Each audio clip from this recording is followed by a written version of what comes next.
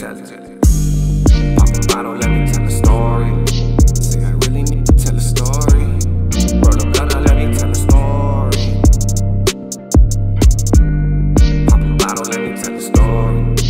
Let the God, it's a hella story. Roll a blunt, let me tell a story. I'm talking bottle after bottle. Speaking on the bottle. I believe it's a white wine. I'm not a wine connoisseur. I'm more into microbrews and things like that. But in light of today's events with Mr. Johann Gever stepping down, Ryan Jessup taking his place as president along with another French programmer, which is really good when you think about the long-term development of Tezos and things like that. And I think Lars is still on the board. It calls for this. And the reason why I went with an Italian brand is because my good friend Mike Monahan of My Crypto Delegate is in Italy, so this is in honor of him. Big shout out to Jonas Lamas as well. He was with Diego Pons, who also stepped down. And I think that he is now going to be a part of the Tezos Association, the T2, the Tezos Association that was started up in tandem with the T2 Foundation by Ryan Jessup. So I know that Jonas is encouraging Diego Pons to engage with the community on Reddit and on Twitter, even though he's stepping down from this major position, because Diego Pons did a lot of work for the community behind the scenes. Okay, and you know, also to Johann Gevers, wow, can you believe that he actually did it? Right? So he really stepped down, and for that, I think. All right, another thing, before we get started, I want to just take a moment, right? We're going to do it like a little 30-second moment of silence for, you know, all the violence that's going on in the world. You know, from Syria to the 17, you know, children that were killed at a high school in Florida here in the United States of America. So let's just take 30 seconds to just kind of reflect on those who have been taken.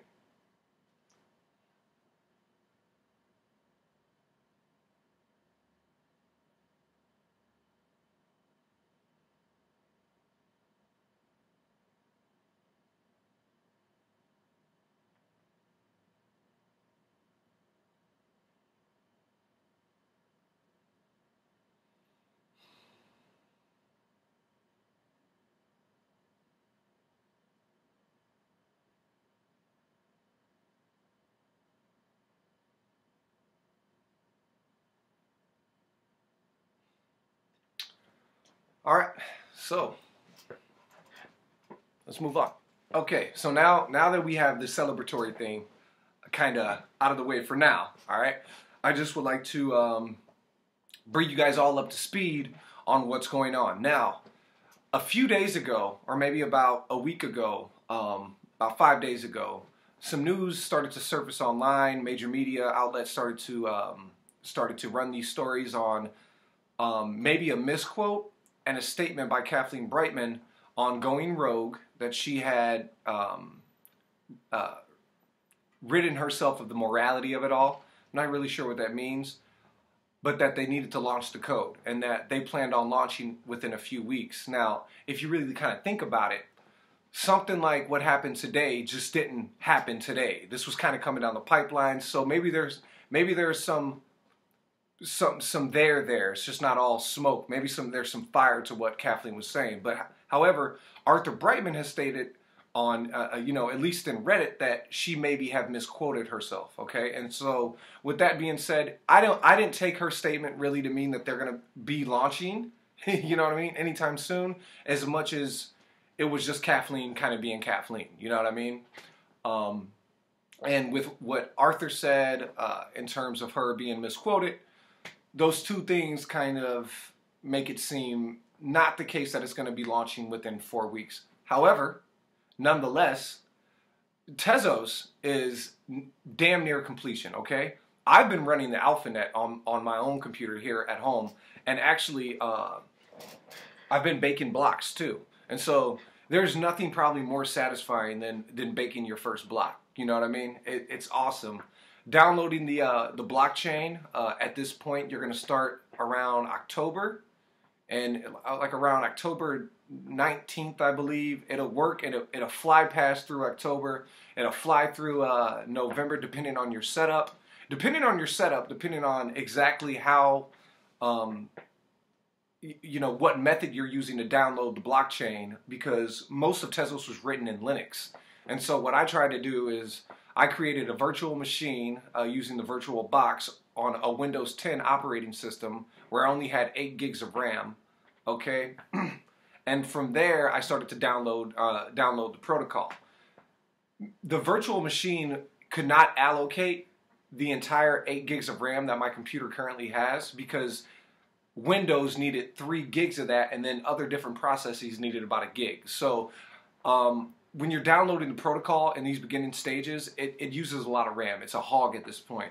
And so I kept getting stuck and getting bootstrapped at a block that wasn't at the current head, or it was a block in the middle of the blockchain. I wasn't at the current head, so I wasn't able to bake blocks. I went through this for maybe a few days before I just decided, okay, because I'm going to be baking on the network anyway. So I have no attachment with Windows 10. And so what I did is I went out and I bought a blank DVD, okay?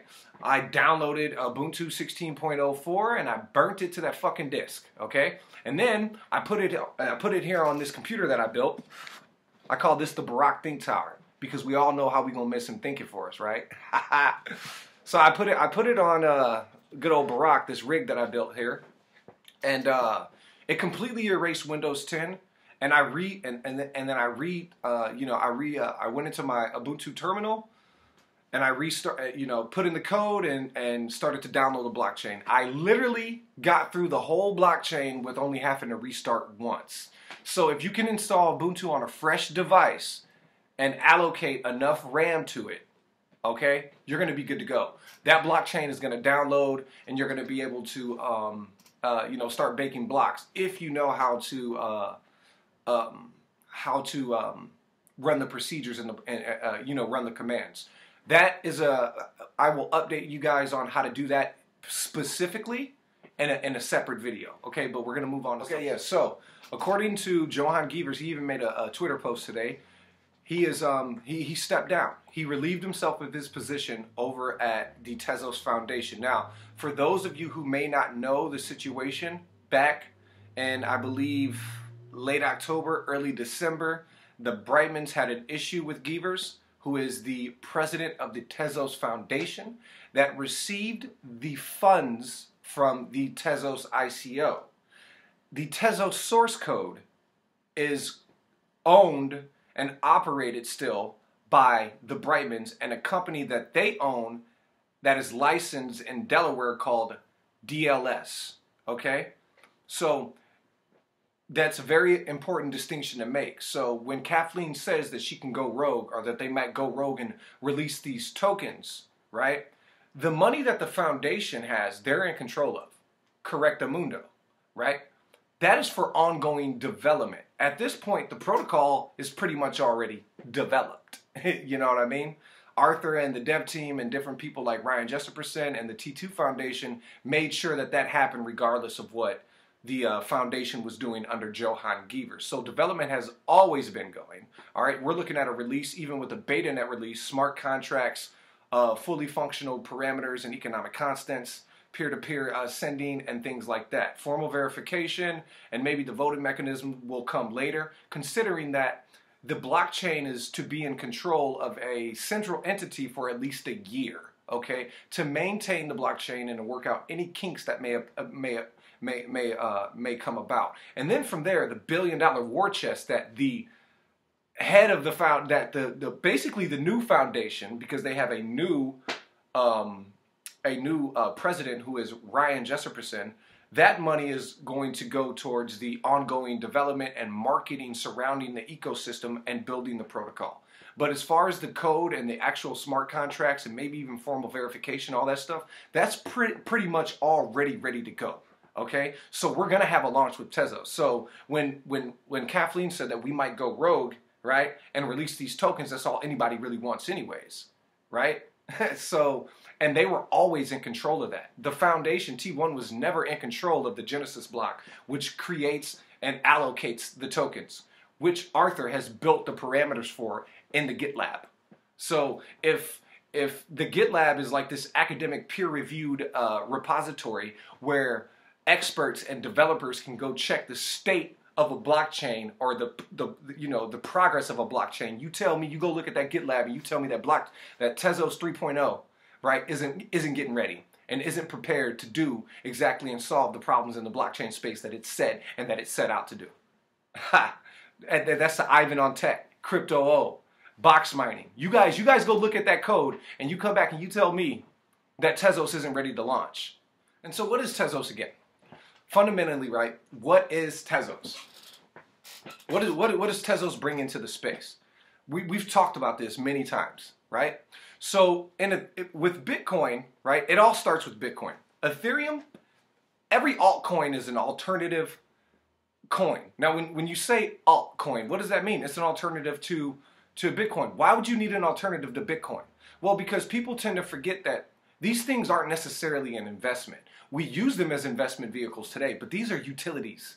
These tokens and these coins have real world utility in the sense that I can go buy a computer or a Lamborghini, right? Or even a sandwich with these things. They were designed to be everyday currencies, not just investment vehicles. Unlike stocks, they appreciate in value though.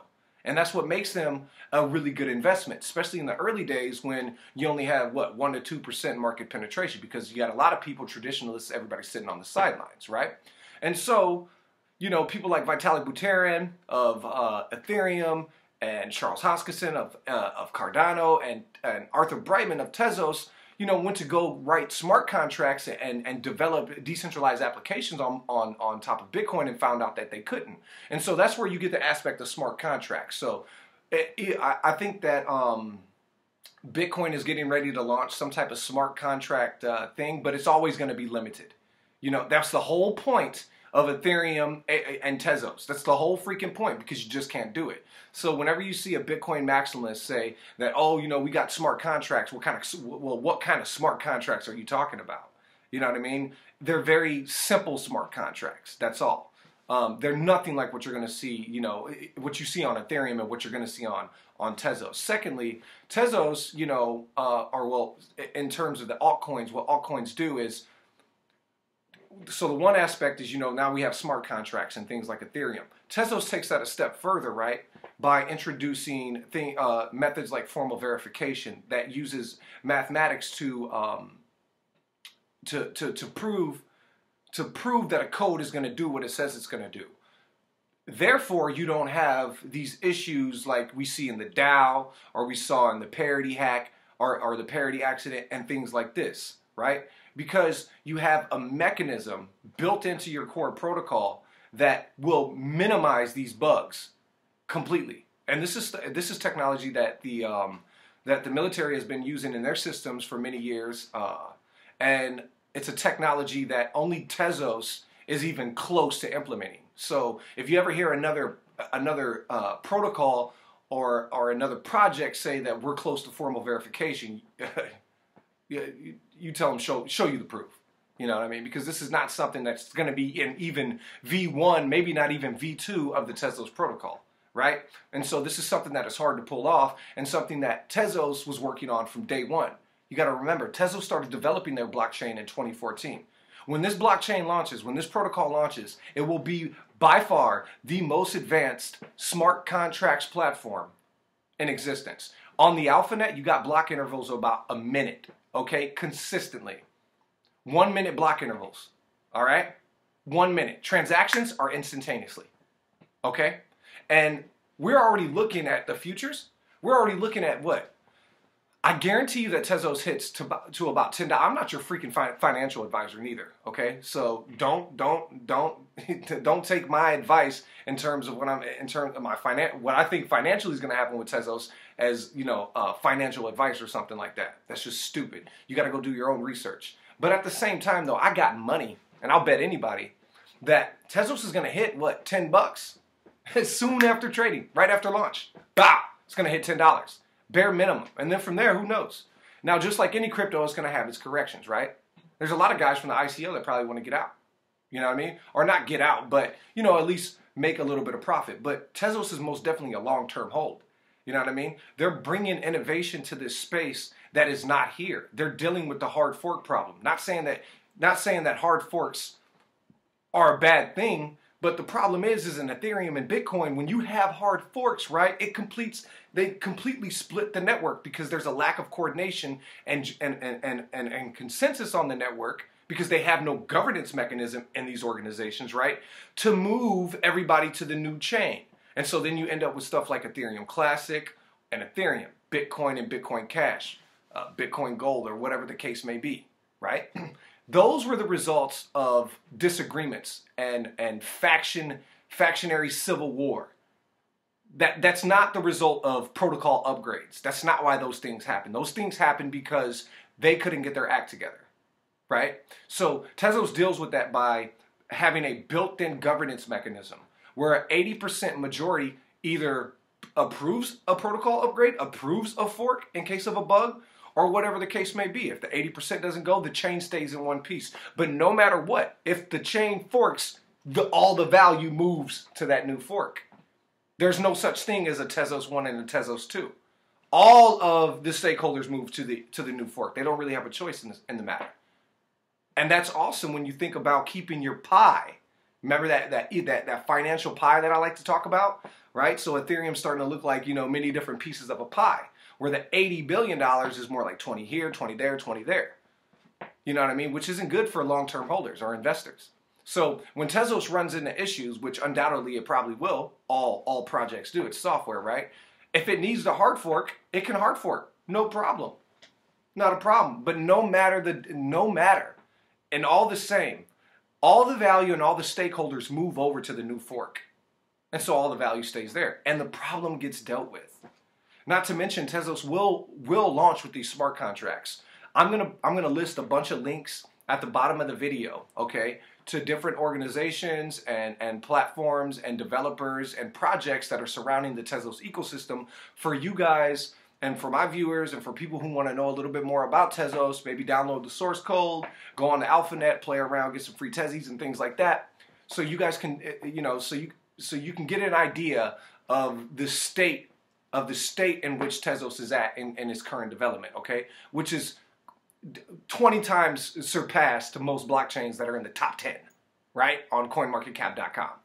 I guarantee you that, you know? So if you're looking for a really good investment in 2018, do your own due diligence, right? Don't take this as a financial advice. But if you're looking, in my opinion, if you're looking for a really, really awesome investment in 2018, and especially if you're looking for a long-term investment in 2018, right? You want to retire, right? Tezos is the way to go. That's the way that I'm going. I'm doubling down. I'm getting more Tezzies. As you can see, I'm Tezos crazy, right? And I wasn't able to get in the ICO. I wasn't able to participate in the ICO. But what I was able to do was I was able to kind of secure a substantial amount, okay, of XTZs at a decent price, okay? And so when they launch, most likely I'm going to be coming across my my little hefty stash of Tezzies. But in the meantime, I've set up my HITBC account. I'm going to ride this Bitcoin wave, right? And as soon as I see that Bitcoin wave starting to dive, I'm going to dump everything right into Tezos. Right into Tezos. And I'm going to be ready for launch. You know what I mean? My game plan for launch is not to sell, okay? I am going to bake as much as I can. Now, the baking process in Tezos requires a 10,000 token bond. So you have to have 10,000 Tezzies to be called upon to bake, all right? Yeah, and so now we're finally in a situation where Johan Gevers is completely gone, okay? Ryan Jesperson, who started the T2 Foundation and who is an advocate and supported by the Tezos community, you know, at large, is now the president of the foundation.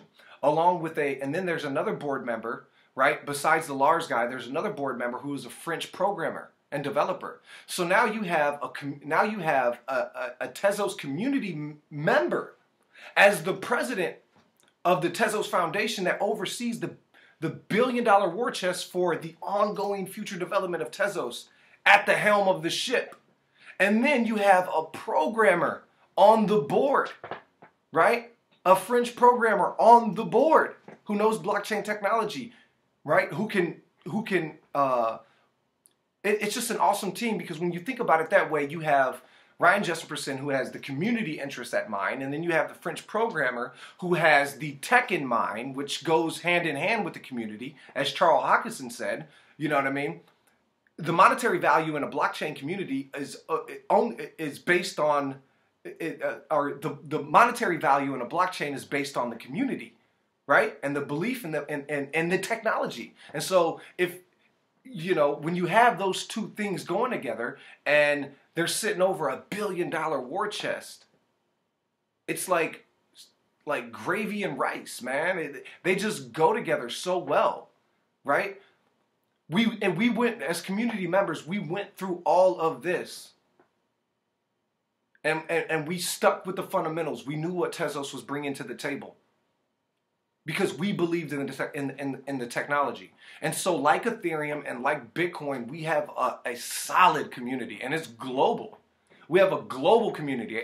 You know, when I started doing videos, I probably had like 3 to 4, maybe 5 Twitter followers. I didn't even use Twitter that much. I only started using Twitter more because, you know, my buddy Jonas Lamus, the Tezos community manager, and Mike Monahan, the CEO of My Crypto Delegate, they were, you know, I was communicating with them a lot, and they were using Twitter. And so then I started using Twitter more, and from my YouTube videos, I get Twitter followers, and they're global, right? I get followers every single day from Singapore, you know, Berlin, Japan, and they're all Tezos crazy. And they all own Ethereum, but they understand one thing. They all own Bitcoin too, but they understand one thing. They understand that the technology is what's going to matter in the future if you're looking at this as an investment. Okay?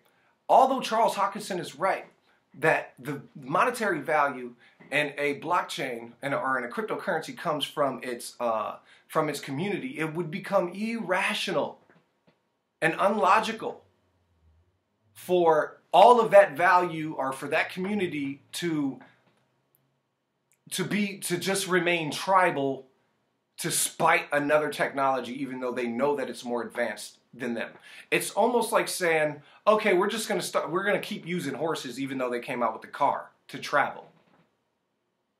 It doesn't make any long-term sense, right? And so I'm not trying to, you know, talk down on Ethereum. I've learned my lessons about blockchain technology, and I understand that we couldn't be here today without Ethereum. Okay? But the fact is this.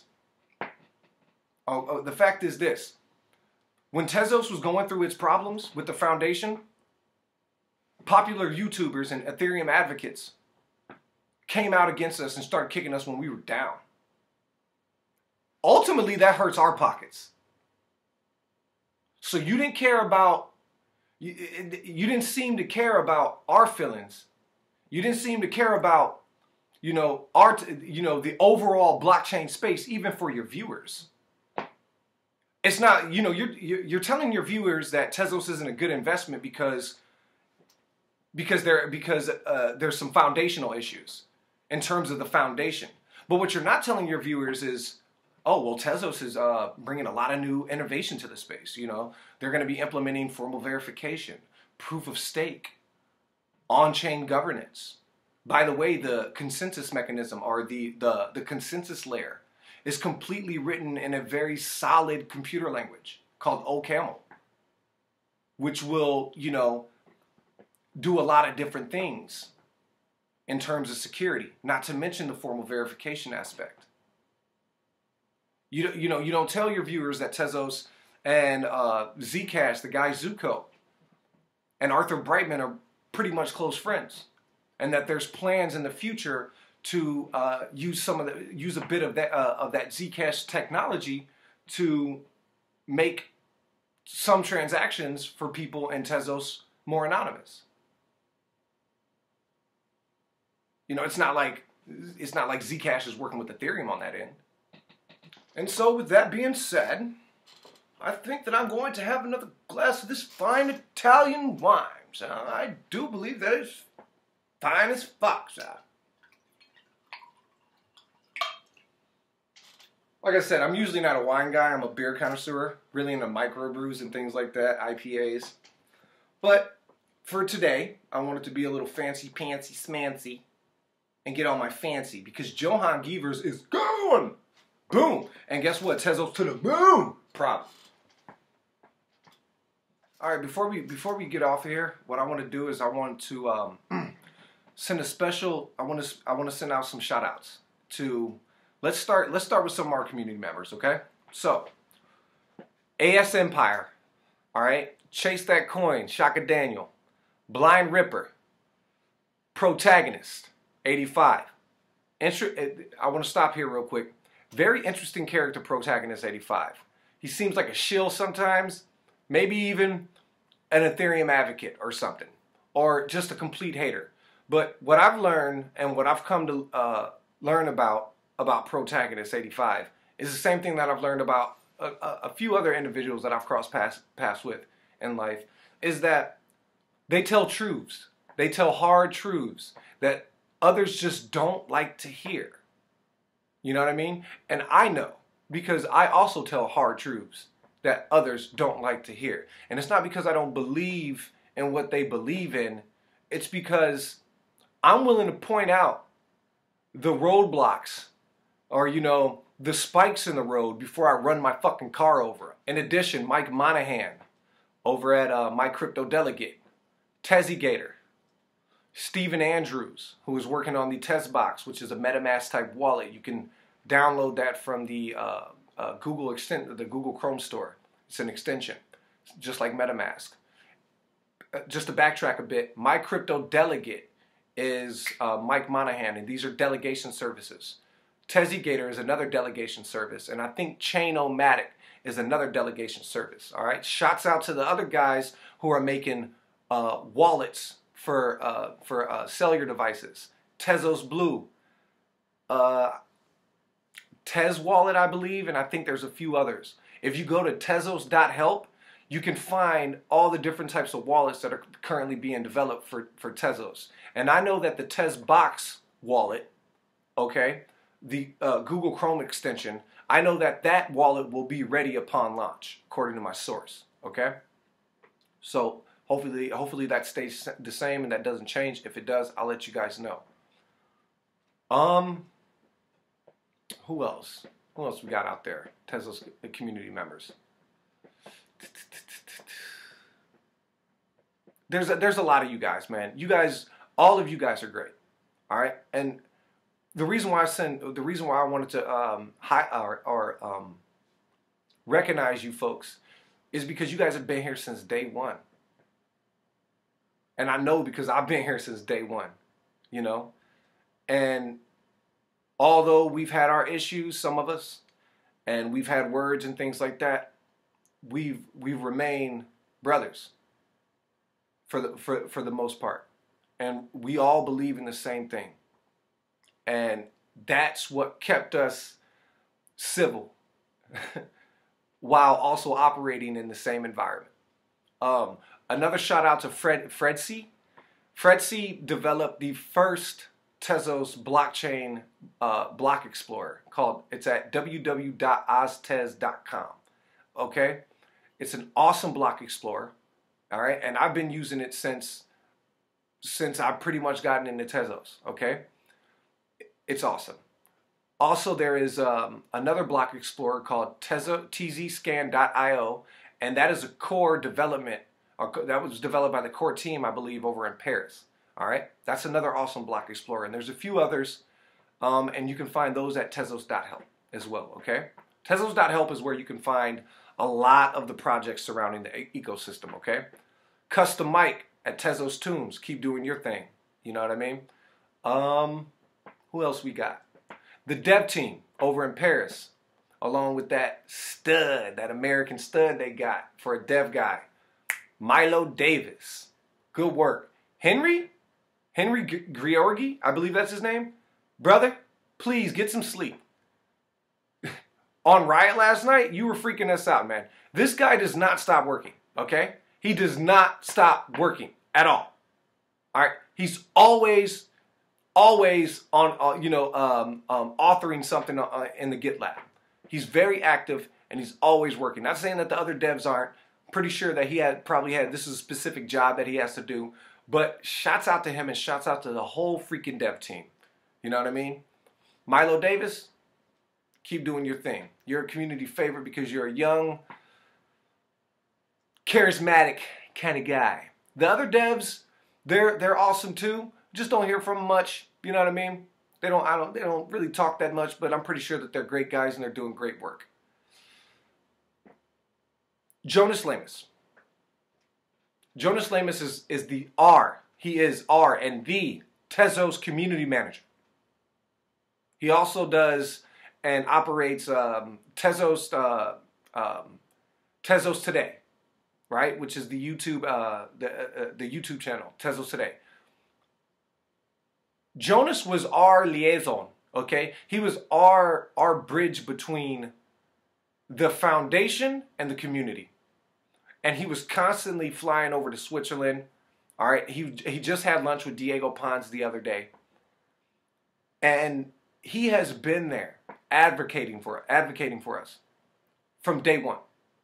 Okay? I cannot express enough, the appreciation that we need to show Jonas Lamas for his work. Okay? And his dedication to this project. All right? Same thing with Mike Monahan. Same thing. These guys put their face out there. You know what I mean? So they deserve that credit. Finally. Arthur Brightman and Kathleen Brightman. Excuse me. AB and KB. Thank you guys for remaining level-headed. And Kathleen, I love your American brashness. Absolutely love your American brashness. And I hope that you never change that about you. Arthur, you're freaking awesome. Like, straight up, dude. I can't wait to talk to you one day and just like chill and hang out. Because I can tell that you're pretty funny too. You're a funny guy.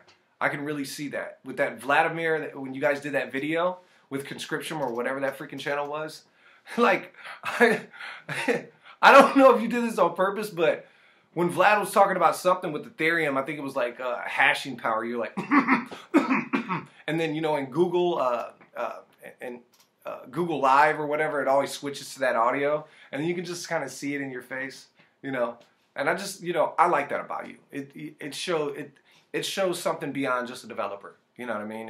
It shows there's a human in there, and not saying that the other devs, there's not a human in there, because I'm pretty sure that there is, but, developers and things and programmers are for the most part, and regular and everyday people are disconnected from each other. Simply because there's probably a language barrier, not in terms of like, of being foreign, but technical, right? And things like that. And just what goes through a developer's mind on a daily basis, completely different what goes through other people's minds. I know that for a fact, just because, I came from a rough upbringing, you know what I mean? I came from Kankakee, Illinois, and it's about 25 minutes south of Chicago, and it's a rough environment, you know what I mean? And it took me a long time to get where I am today.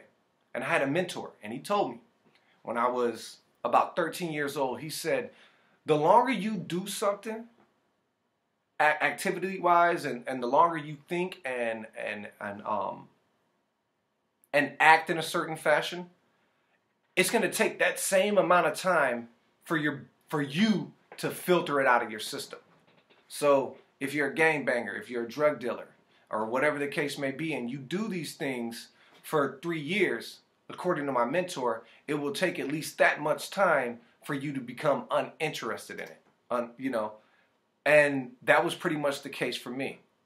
Lucky for me, though, I was able to get out of my situation. We call it a jam. I got out of that jam when I turned about roughly 18 or 19, shortly after high school, after going through a little patch or something. And from there, it took me a long time to even go to college. All right? And only within the past year have I learned how to understand blockchain technology and read code and look at a blockchain and understand, you know, the intricate details to an extent.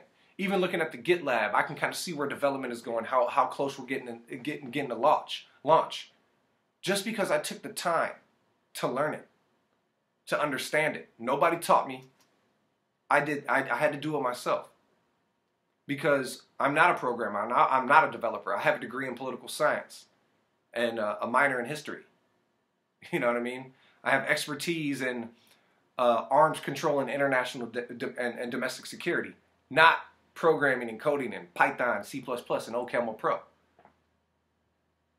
But since blockchain and the technology and cryptocurrencies will have a policy effect in the future on all governments, I figured that, hey, might as well get a leg up. And what I learned early on is that these innovations that Tezos is bringing forward matter. They matter so much to the success of blockchain technology and cryptocurrency across the board. And so I highly suggest anybody who doesn't own Tezos, get ready to get something. Because you don't want to miss this train. Again, that's not financial advice. You got to go do your own research. But if I were me, if you were me, and I were you, but I knew as you, I wanted to be me,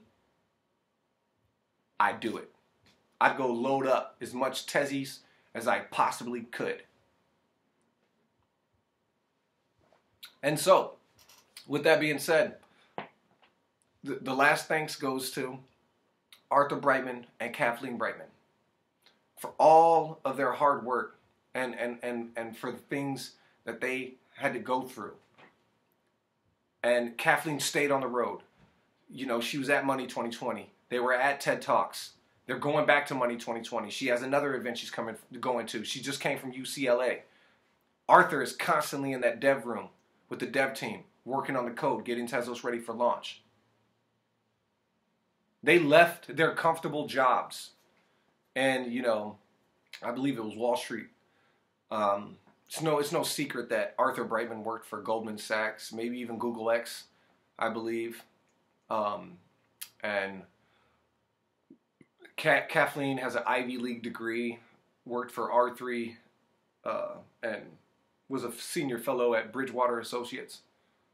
Right? So they left those comfortable jobs to start this blockchain, to start this project that so many of us believe in. And when everything seemed as if it was just going to go off a cliff, they showed their face every single day. They didn't hide from anybody. They didn't hide from anybody. As a matter of fact, the first thing that Arthur Brightman did was wrote and published a path forward on Medium. Amazing. The dedication. When you talk about investing into a company, you also invest in the people. You know what I mean? And if they're lazy and if they're no good, then it's going to be a no good investment. But Arthur Brightman and Kathleen Brightman stayed the course no matter the obstacles that were put in front of them. And they did that not just for themselves, they did that for us. They did that for us. And I think it's important to remember all of those community members, the dev guys, Arthur Brightman, Kathleen Brightman, Jonas Lamus, Mike Monahan. It's important to remember these people. Because these are the people that, you know, when everyday investors needed some hope, they can get on Twitter and see that there's still hope. They can go to YouTube and expect a weekly update from Arthur. Or they could expect to see Kathleen talking about Tezos at UCLA, raising awareness of launch. Right? And so a special thanks to all of those folks. And with that being said, Tezos is coming. Tez out. Tezos is Say they coming. want a blockchain, right? Or do they? They want a blockchain that facilitates formal verification. That's formal verification, baby. Proof of stake, POS. Governance mechanism. Let's roll, baby. Tezos, yeah, Tezos. Boy, that be that Tezos. Hey, yeah, that be that Tezos. 3.0, yeah, that 3.0. Generation on them, call that their Tezos. They've been waiting for a third generation type blockchain. I think it's arrived. Tezonians in the building, you know what I mean? We all out for glory. Everything's all good. You want things done right, right? No hard forks. Welcome to Tezos. Look. Wait, hold up. Slower, let me roll up. Got donut. Now it's time to load up. Wait, hold up. Slower, let me roll up. Got donut. Now it's time to load up. Wait. Rise Himalaya. Rise Himalaya. Okay, I'm gonna freestyle and explain this, okay? Tezonians is Himalayan because them boys is rising, just like the Himalayas. And in fact, it's a chain of things. You know what I mean by that blockchain and things. So Yeah, I get it. I just wanna know we could ball. And exactly what is that? About the business, Tezo be proficient. Okay. I can see the writing on the wall. now when it come to Tezos, best yet developed. A, B, and KB was on another level. Just to put the code together must have took a big endeavor. I bet I seen it coming like I was predicting weather. I like Ethereum, but they ain't no Elon. Tezos got a chain that's gonna last right through the eons. Self-amending cryptographic ledger on you peons. Custom through the beat on, told me Jovi bring the heat on. I'm talking Tezos, best yet developed. Don't believe me? Go and check the testnet.